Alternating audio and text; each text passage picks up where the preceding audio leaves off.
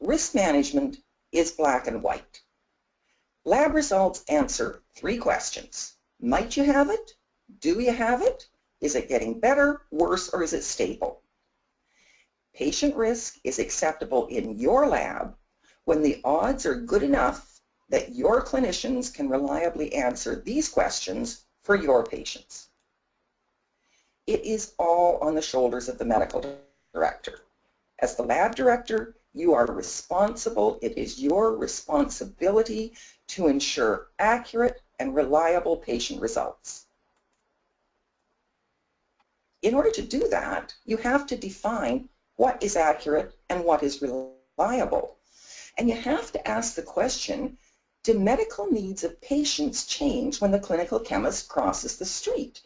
Right now, we are using as many as 10 ways to select medical goals.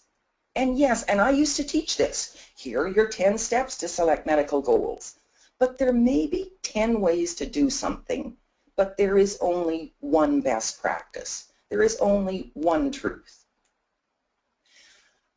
The medical director can set quality goals for this method in this setting so these doctors can treat these patients reliably. That's nothing new. They've been saying that for 40 years. They said it in 1976. Analytical goals can only be defined in terms of patient care. Any other basis is irrelevant. But we didn't do it. So they said it again in 1986, and they also talked about selecting rules appropriately. But we didn't do that either. Now in 2014, we're saying this again. We've had another meeting in 2014, the Milan Consensus, that again says your #1 choice of allowable error limits is based on the effect of analytical performance on clinical outcomes. Medical goals.